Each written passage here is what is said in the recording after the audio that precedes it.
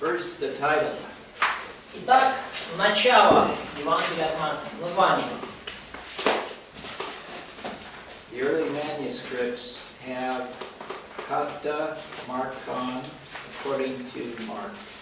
В ранних манускриптах написано, то есть название Ката Маркон, согласно Марку. Okay. The second point is the author. Второй пункт нашего плана. Автор. And I have several points under this. И у меня здесь несколько пунктов по поводу, в этом пункте. And the first one is Mark's mother Mary had a house in Jerusalem.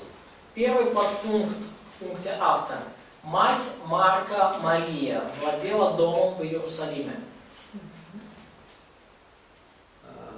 And the believers often met in it. И верующие часто там собирались.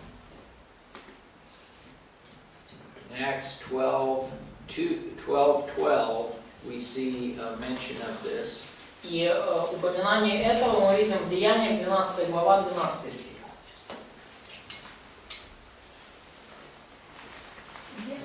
Деяния 12:12.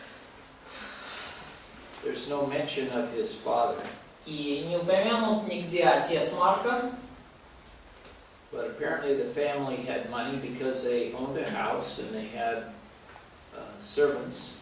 Но очевидно, что семья была богатой, потому что они владели домом, и у них были слуги. Рабы. The second point under author. Второй пункт второй подпункт в разделе автор. The Hebrew for Mark is John. Еврейское имя для Марка это Иоанн. So he's referred to sometimes as John Mark. Поэтому его иногда называют Иоанн Марк. John is Hebrew name, Mark is Greek. The Greek is Markon, Latin Marcus. Да, то есть по греческое имя Марк, или Маркос по латыни, а еврейское Иоанн.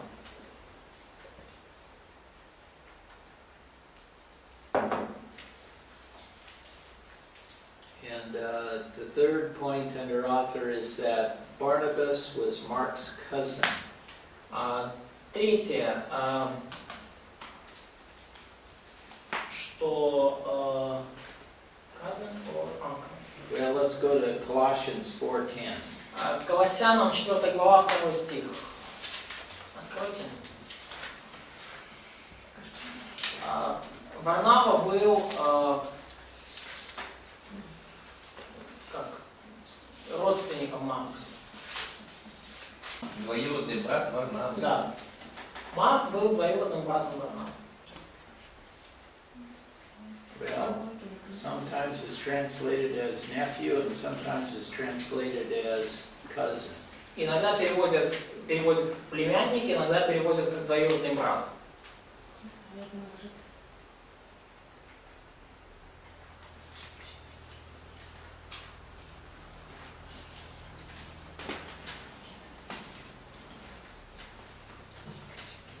Okay. The fourth point is Пункт 4. Пункт 4. Peter may have led him to Christ. Петр мог привести его ко Христу. 1 Peter 5:13. 1 Петра 5:13.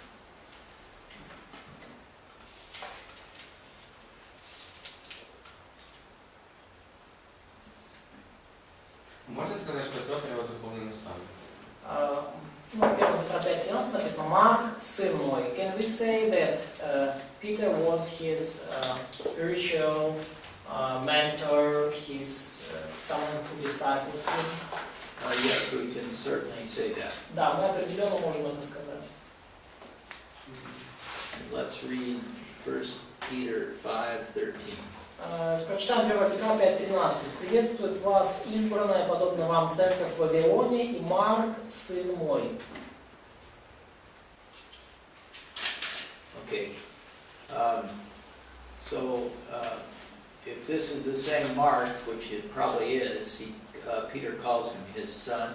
Если это действительно тот самый Марк, и мы видим, что Петр называет его своим сыном, Well, we know he wasn't his blood son, but may have been his son in Christ. ну, мы знаем, что он не был его сыном кровным, то есть физическим сыном, биологическим, но, скорее всего, речь о том, что он духовный сын, и что Петр привел его ко Христу. Okay, the fifth point. Пятый пункт. Barnabas came from Cyprus. Варнава был родом из Кипра. And let's look at Acts 4, Деяние 4:36. 36. Откройте, пожалуйста. Кто следующий читает?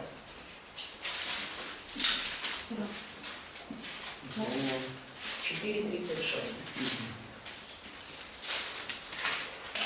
Так, Иосия, прозванный от апостола Варнавы, что значит сын утешения, левит родом Киприянин. So Barnabas was from Cyprus. То есть Варнава был из Кипра. And so,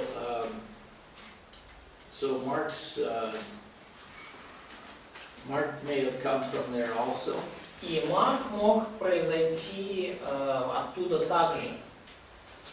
And it's interesting that on Paul's first missionary trip, that's where Mark left. Paul and Barnabas was in Cyprus. И интересно, что когда во время первого миссионерского путешествия Павла и Варнавы Марк их в середине пути покинул, то произошло это как раз недалеко от Кипра.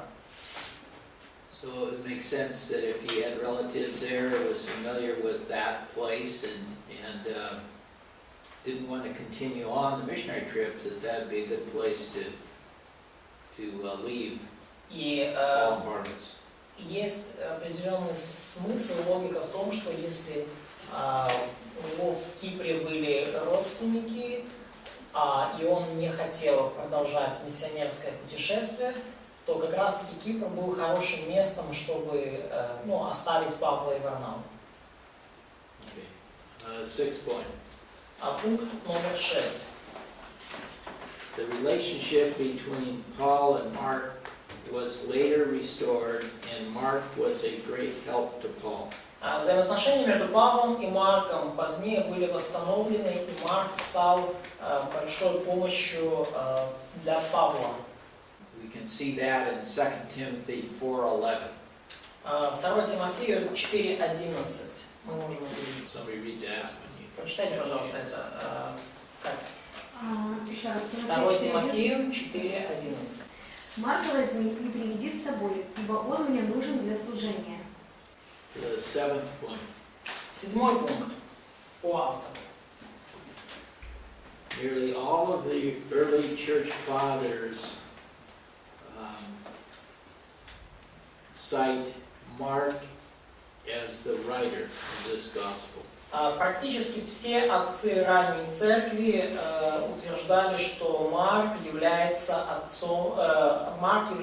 автором этого Евангелия. Практически все отцы ранней церкви утверждали, свидетельствовали, что Марк является автором данного Евангелия. And also they say that it was written in Rome. И также они говорят, что это Евангелие было написано в Риме. Now there's some indications in the book itself that this may be the case, that it was written in Rome. И есть также свидетельство в самой книге, что это Евангелие было написано в Риме. And the first one is that И подпункты, еще подпункты именно почему это Евангелие было написано в Риме. is that Jewish customs are explained. Первое, разъясняются еврейские обычаи. Now you'd think that if it was written in Jerusalem or in Israel, that he wouldn't have to explain Jewish customs because people would be familiar with them. И и логично предположить, что если бы это было написано в Иудее или в Иерусалиме, то еврейские обычаи не разъяснялись бы там, потому что все люди были бы с ними знакомы. We'll look at some examples of that. The first one is 7. И посмотрим на некоторые примеры этого. Например, 7 глава, 3-4 стих. Verses 3 and 4. 7 глава, 3-4 стих. Наташа. Бо фарисеї і усі юдеї, зберігаючи передання старших, не їдять, як старано невинний трюк. А вернувшися з ринку, вони не їдять, поки не вмиються. Багато є й іншого, що вони прийняли, щоб додержувати миття чаш і глеків і мідяного посуду. Так. So in Israel, this would be, everybody would know this, but if you didn't live there, it would have to be explained. В Израиле все об этом знали, но если вы там не жили, то вам тогда стоило бы объяснить по поводу этой темы. 14:12. Также 14 глава, 12 стих.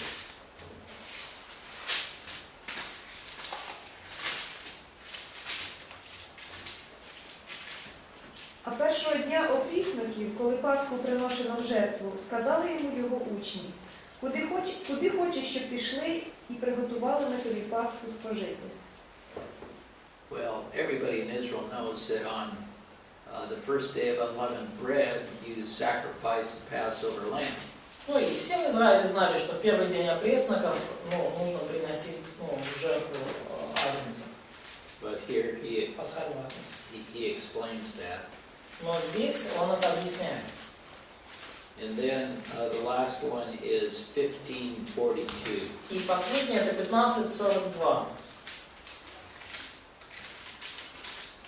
А коли настав вечір, через те, що було приготовлення, цебто перед суботою.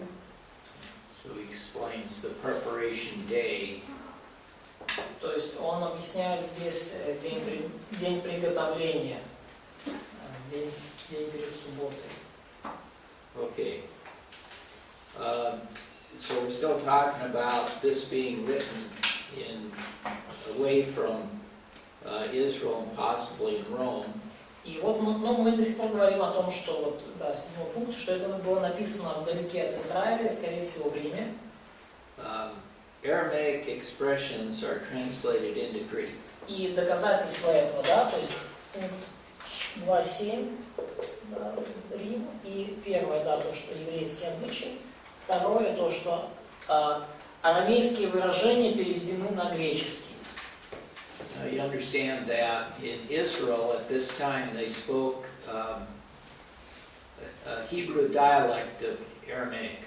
И нужно понимать, что в Израиле в это время они говорили на еврейском диалекте арамейского.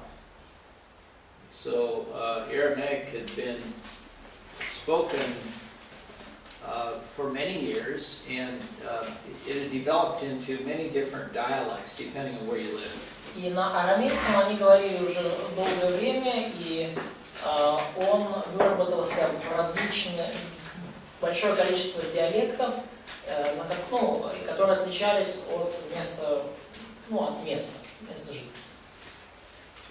Clear back 700 years before Christ was born, the Assyrians came to destroy Jerusalem.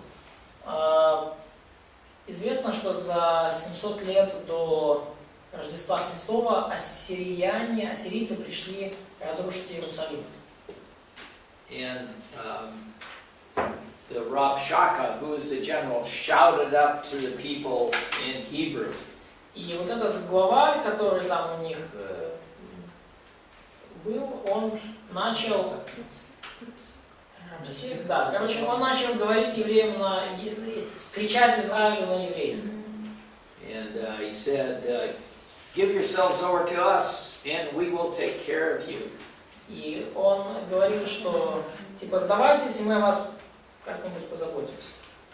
And if you don't, you will be killed. А если не сдадитесь, мы вас всех там укатаем в асфальт.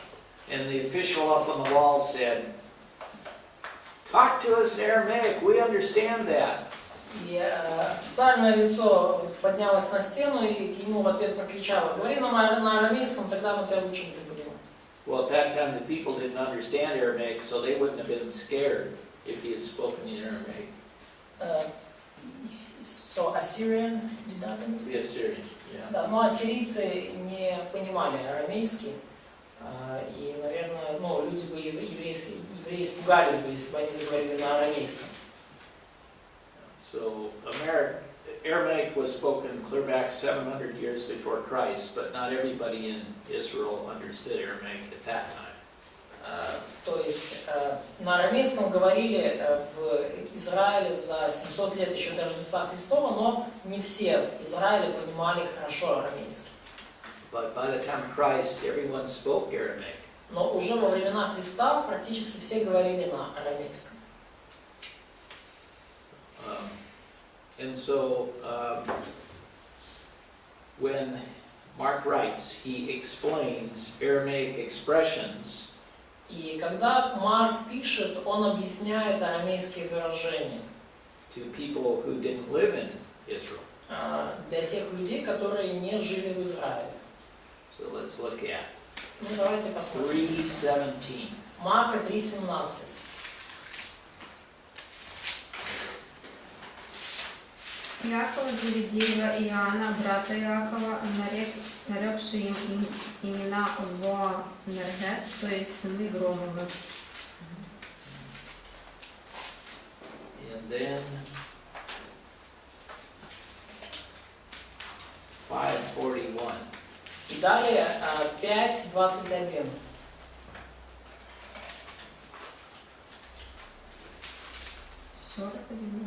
Более 41. И взяв девицу за руку, он говорит ей: «Талита куми», что значит «девица тебе, говорю, встань». Okay. There are a lot of examples of this where he translates the Aramaic into Greek so they understand what it means. Ну, то есть много примеров такого рода, когда он переводит арамейский на греческий, чтобы читатели могли понять. Okay. The next point is that several Latin terms are used rather than Greek. И также третий момент, почему это было написано в Риме, это то, что используются некоторые латинские термины вместо греческих эквивалентов. Латинские термины используются вместо греческих эквивалентов.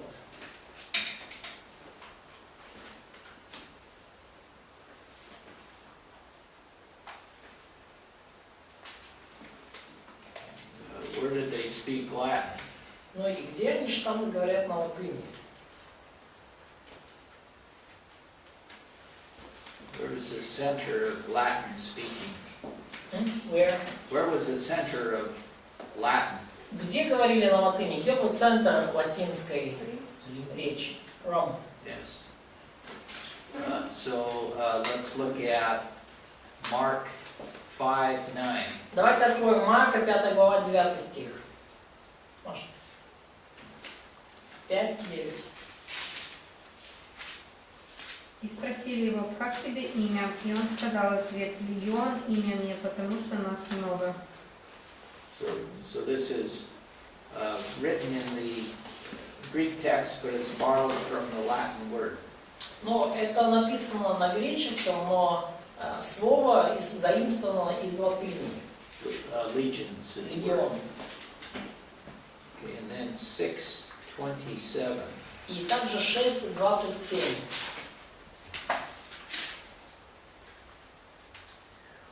Он немедленно послал палача и приказал ему принести голову Иоанна. Тот вошел в темницу, обезглавил Иоанна. 27, да?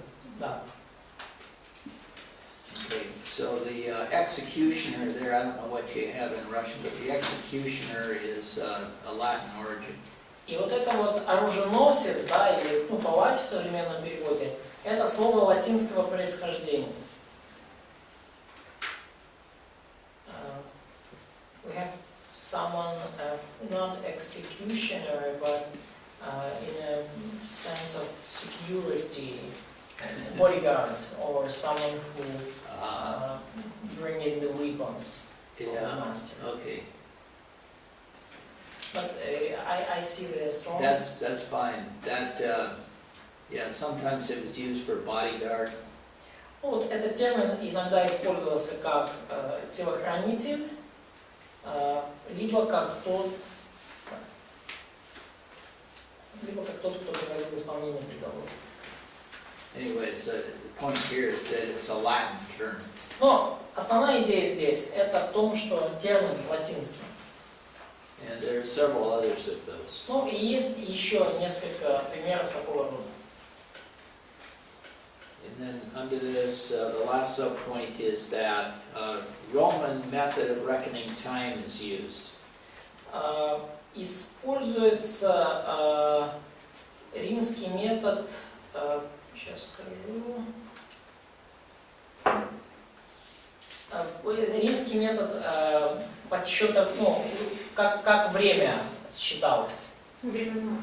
Ну, то есть, да, счета времени. Используется римский метод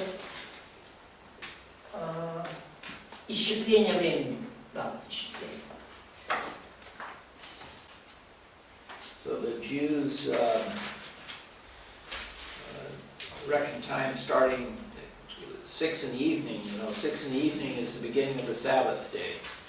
Евреи исчисляли время, начиная с 6 вечера, потому что в 6 вечера начиналась суббота. But the Romans started at midnight. Но римляне начинали исчислять день с полуночи.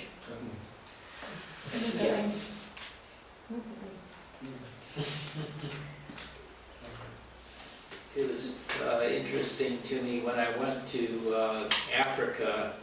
Было интересно для меня, что когда я в Африку приехал, I was in Nigeria, and it's very close to the equator. very close to... The equator. Я был в Нигерии, и это ряд очень близко к экватору, к нулевой параллели. So it gets light at 6 in the morning, and it gets dark at 6 at night.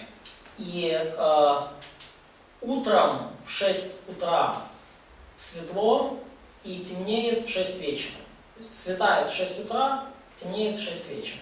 All year round. Весь год. So everything is built around the days of daylight.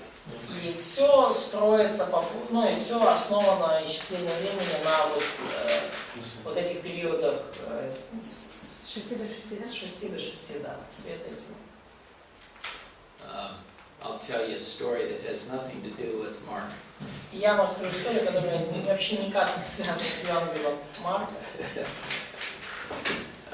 But it was impressive to me. Но я был очень впечатлен. At 5 o'clock in the morning, 5 часов утра the church, instead of having a bell, had this old truck rim, you know, and the rim off of a truck, the big metal wheel. Instead of having the rim, No. The church did not have a bell, you know, like. да. В церкви нету колокола. И вместо колокола они используют такую, what they use? So they hung it by a rope and then they hit it with a big piece of. Такой вот, ну я не знаю, как это назвать, короче, вот эту пластину металлическую, по которой они бьют большим молотом. So when it was still dark at about 10 minutes to 5 o'clock, И когда еще темно все еще, и без 10:05, они вот берут и вот по этому гонгу это сильно бьют. and then all the dogs started barking. И все собаки начинают лаять. And the Christians got up and walked to the church in the dark. И просыпаются христиане и идут в церковь с утра, в темноте. And so I couldn't see anything. I can't see no one. Я ничего еще не вижу, я иду вот так вот. Trying to keep up with these black people in the dark. Потемка, пытаюсь следовать за этими черными людьми в темноте. They could see me, but I couldn't see them. Они меня могут видеть, белого, а я их видеть не могу. And then we got to the church, and they would sing for a few minutes. И вот мы пришли в церковь, они попели несколько минут. Very, very nice, soft praises to God. Очень такая мягкая и приятная музыка прославления. They would pray until 6 o'clock, Молились до 6 часов, and then they'd go home and start their day. а потом они шли домой и начинали свой день. It was really a nice way to start the day. Это действительно замечательный способ начать свой день. Надо учиться. It took me about halfway through the prayers before I woke up. I was half asleep. Да, я был, да, наполовину еще я был еще в полусне, когда я вот, скажем так, шел туда на молитву. They had, where I was, they had no electricity. Но у них там нет электричества. But what a nice way to start the day. You're just praising God and enjoying Him. Но это все равно замечательный способ начать день. Вы славите Бога и радуетесь Ему. Okay, that's Nigerian time. Но это нигерийское время. But here we're talking about Roman time. Но здесь мы говорим о римском времени. Now, the last point under author. Последний пункт касательно автора. Пункт 8.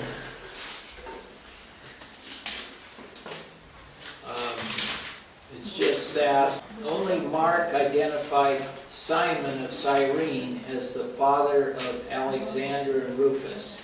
And let's just turn to Mark 15:21. Только Марк называет Симона Киринеянина отцом Александра и Руфа.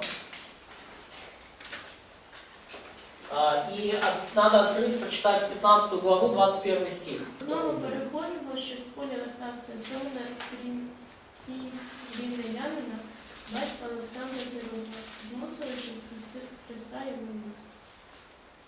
Слышали? Мои друзья, они с родителями. Вернее, да, с детьми. Марк был друзьями с детьми. Но только он, да, называет Симона Киринеянина отцом Александра. And so apparently whoever Mark was writing to must have known something about this Alexander and Rufus. И очевидно, что те, кому писал Марк свои Евангелия, должны были знать, кто же такие Александр и Руф. And if we go to Romans 16:13. Если мы откроем Римлянам 16 главу 13 стих. Вітайте вибраного Господі Руфа і матір'ю його та мою. So Mark writes as if the people that he's writing to know who this is. То есть Марк пишет, и те люди, которым он пишет, знают, кто такие. And then we find that when Paul writes to the Roman church, he asks that greetings be extended to Rufus. И когда Павел апостол уже пишет римской церкви, то он приветствует там Руфа. So we can't be dogmatic, but it appears that Mark wrote his book certainly away from Israel, but possibly in Rome. И мы не можем, конечно, быть слишком уж догматичными на этот счет, но очень похоже, что Марк писал свое Евангелие вдали от Иерусалима, от Израиля, и скорее всего в Риме. That's the author. И это то, что касалось автора, пункт 2 плана. Now the recipients. Получатели, третий пункт. We've already been talking about this, but Мы уже об этом говорили. it appears that Mark is directing his letter to people who do not have a Jewish background. Кажется, что Марк адресует свое Евангелие людям, которые не имели иудейского бэкграунда или не принадлежали к иудейской культуре. That we can say for sure. И это мы можем сказать с определенностью.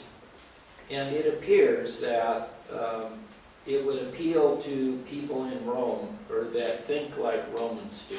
И кажется, что это Евангелие нацелено в первую очередь на людей в Риме или на тех, кто мыслил подобно римлянам.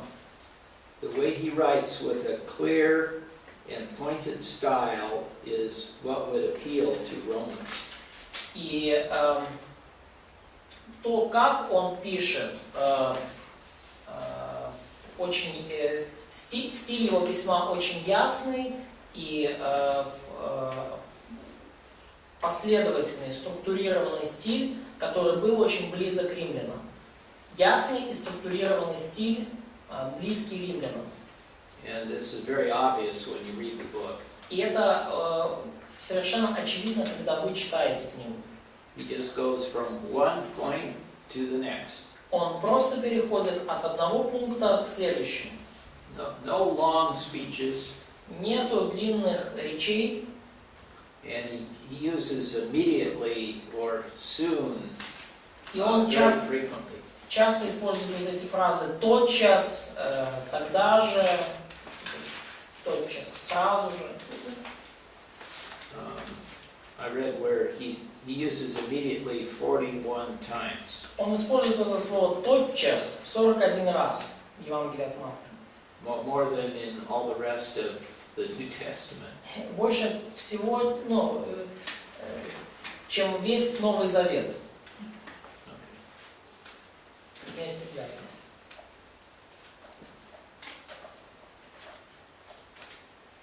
Okay, so just in summary, I think we can say for sure that Mark is writing to people that are not Jews.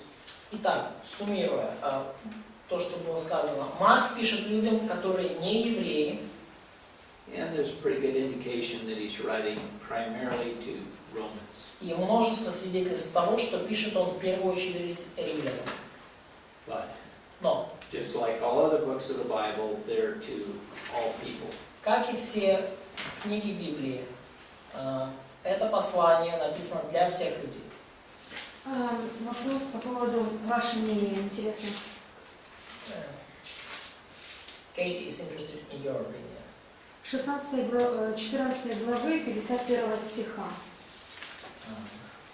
и 52. Roman 14. Нет, не Рома, Марк. Ой, I'm sorry. Mark 14, 14, 51 and 52. Ну, можно ли предполагать, что это был непосредственно Марк Иоанн? Can we suggest that that was John Mark here? Yes, probably, because it's not in any of the other Gospels. Да, скорее всего, потому что этот неизвестный молодой человек не упомянут ни в каком больше Марке. The theme, point 4. Так, 4 пункт нашего плана. Тема книги.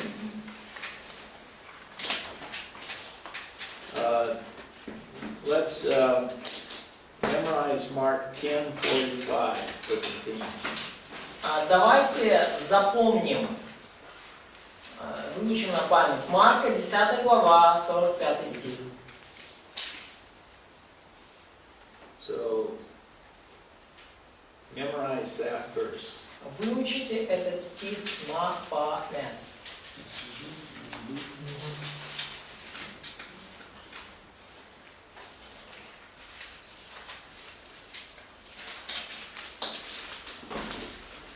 It's a wonderful verse, but it really speaks to the theme of the book of Mark. Это чудесный стих, и он говорит очень четко о теме Евангелия от Марка. Ибо и Сын Человеческий не для того пришел, чтобы Ему служили, но чтобы послужить и отдать душу свою за искупление многих. Okay, the next point is the uniqueness of the book of Mark as a book of the Bible. How is it unique? Второй пункт в разделе «Тема». Чем уникальна книга Евангелия от Марка?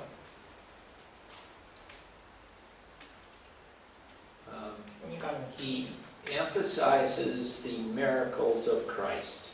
в этом разделе. Первое. Он подчеркивает чудеса Христа. Он делает акцент на чудесах Христа. He lists 18 of the 35 miracles. Он перечисляет 18 из 35 чудес. So he's showing Christ at work as a servant, serving people. Также он показывает Христа как слугу, который служит, как слугу, который служит людям. And I already mentioned this, but he uses a lot of action words like immediately or at once. И еще один момент. Он использует много слов, говорящих о немедленном действии, таких как тотчас или сразу же. Another one is that he explains Aramaic words and uses Latin words not found in the other Gospels. И также он объясняет арамейские слова и использует латинские слова, которых нет в других Евангелиях. Объясняет арамейский и использует латинские слова, которых нет в других Евангелиях. And I just have a comment in my notes that Mark may be the best book of the Bible to start with as a new believer. И есть еще один такой комментарий, тоже можете добавить. Евангелие от Марка может быть лучшая книга в Библии, для того, чтобы начать изучать ее с новообращенным или с человеком, который интересуется христианством. There aren't many parables, and sometimes parables are hard to understand for a person that's not familiar with the Bible. Есть много притч, и, может быть, некоторые притчи тяжело понять человеку, незнакомому с Библией. And miracles are very easy to understand. Но чудеса очень просто понять.